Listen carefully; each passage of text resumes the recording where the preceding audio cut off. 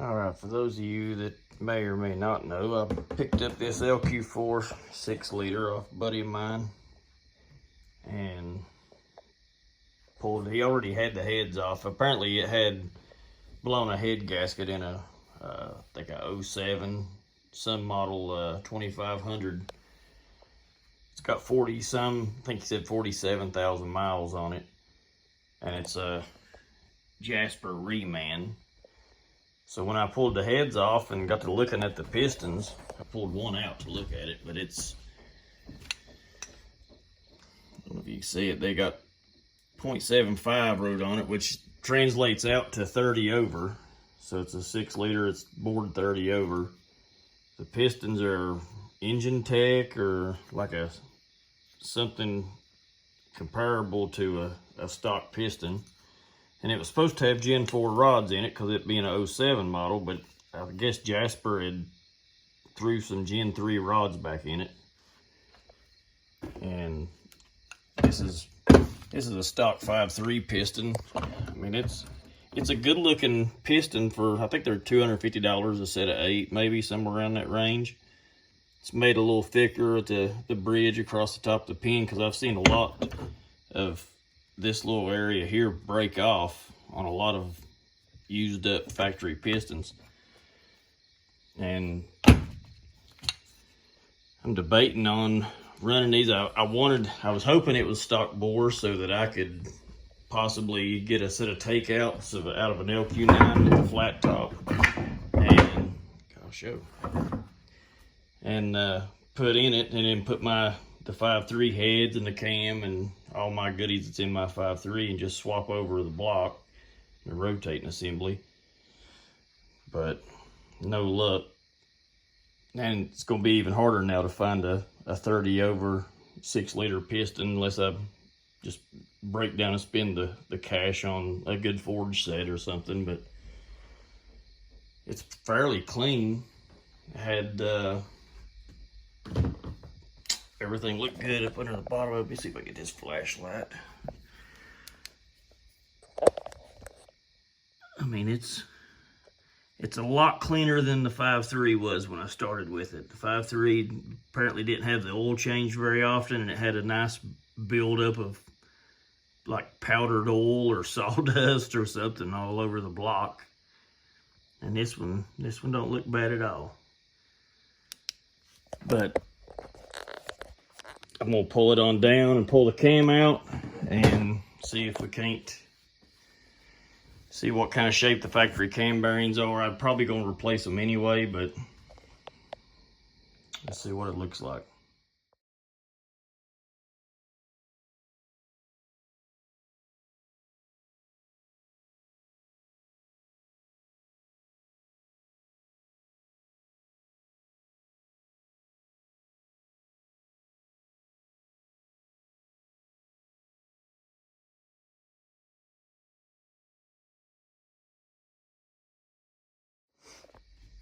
All right, got the cam out. The rubber behind the timing cover looks very smashed and cheap. Most of the OEM, which this is not OEM because Jasper had it, but most of the OEM ones I've seen had an orange or red O-ring on it. Timing chain stuff didn't look bad. I won't use it anyway. Cam looked good. I mean, nothing on it, no real wear. A lot of the lifters, it had a lot of mismatch. I noticed the lifters that came out of it, but first thing that grabs my eye, let's see if I can get it there. I always put the oilers at, what is it, 4 and 7, or call it 4 and 8, or 5 and 7, or whatever lines up with, you know, the oil galleys on each side. But this first one is at 12 o'clock. And then the one across from it is not. I can't see that top one's doing anything. I'll check it with a pick tool and make sure there ain't some passageway up here that I don't know about, but I don't think they are. I could be wrong. Could be for drain back or something, I don't know. But this, either way, this is dead end. And yeah, could have been starving the front for oil. That and the cheap O-ring that's on it. Look at some of the, it's like this one's got a strange striation design in it. This one looks brand new, like it was never hardly in the motor. I'll have to run those numbers on it and see exactly what we got here, but that one's been changed. Here's another one with some weird lines on it. I mean, I don't know if that's a factory thing or if it's something else that causes that. Here is a gray one. No numbers on it. Here's another new one. Let's see, another new one. I mean, I've heard that Jasper has some shoddy craftsmanship, but I'd have to go over each one by one, and like there's definitely a difference in those two lifters versus all the rest of them.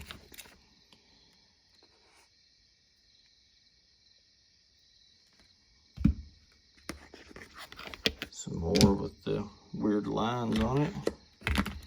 There's another one that looks brand new. See if it's got the numbers. No numbers. That one's different than those ones too, so.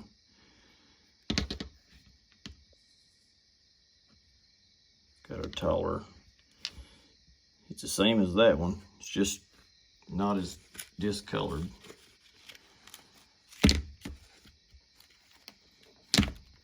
But yeah, a whole smorgasbord of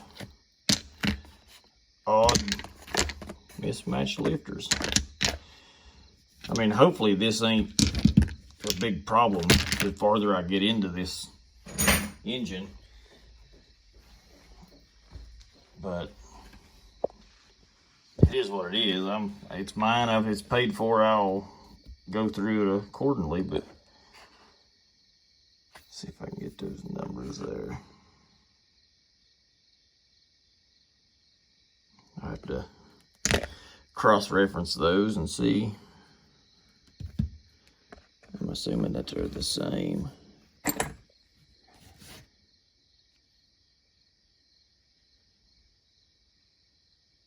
Yeah. Wipe my little mat off here.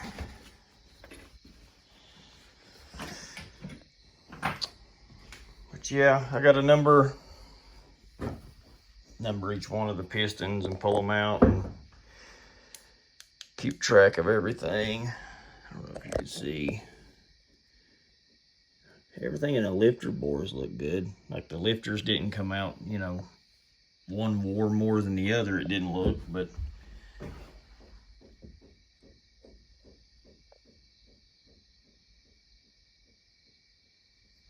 and the cylinder walls look good. I stuck a ring in that one. They just need a good hone. It's set for, I've had it a few weeks and didn't even think about it being bored, but I have to do some research though and see. Yeah, call that 11:30, but might as well be 12 o'clock. Going to nowhere. And let me see, I got a pick tool here I can stick up in it. So,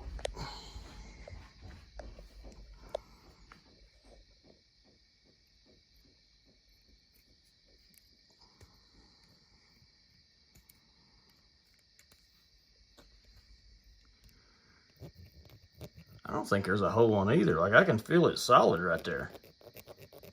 You can hear it. And then the same up here. No hole at all. I can't get into the second one yet. I ain't pulled the back plate off, but I've got a cam bearing remover tool. I got it Summit. Yeah, that's, you can see, gotta zoom in there. That's all the hole is showing. Like at the start of the hole should be in this area. And that's what they got. Like it should be right through here somewhere on both sides. It's a wonder this thing didn't starve itself to death. But yeah, hopefully this thing, even if I go back with the lower compression LQ4 setup, 30 over, I think that makes it like a 370 cubic inch. I could bore it or get it bored on out to a stock 6.2. That might be something. I'd like to find some Gen 4 rods to put in it. But with that sloppy 3 cam, it's 238, 242, 600 or 590 lift or 595 lift. It with the 862 heads, and I'll have to go over the port work in them. There's a lot of things that I'd like to change that I just sloppily, not knowing what I know now, went in and took out. I didn't really check volumes, just removed material and shaped it to what I thought looked good versus what I knew. They seem to work good either way, but I got those. I'd like to find a bigger intake. That Trailblazer SS intake doesn't pull the RPM that I'd like, but new rings, new bearings, and a few little goodies, new barbell, all the little LS gimmicks. And it should produce a healthy amount of torque, more than what I've got now, and still not be in this thing for $800, if that. So basically for 800 bucks, what could you buy that would give you horsepower, that would give you, shoot, 30 some odd foot-pound of torque and 20 horsepower or something in that range? And the compression should come up with the 5.3 heads. If I get a set of flat tops to go in it, and I can get compression up to almost 11 to 1, I think. Which might be too much, I don't know. They say they like compression, but yeah. Just a little bit of a toy and the new hobby. This will be the fall build, and figured I'd make a video. I done disassembled all that junk off of it and didn't even record it. Terrible at recording, guys, terrible. But I'm a one-man show, so it's hard to set things up and record and hold a phone, and I need a body cam at work. But till next time, guys, appreciate you watching. Later.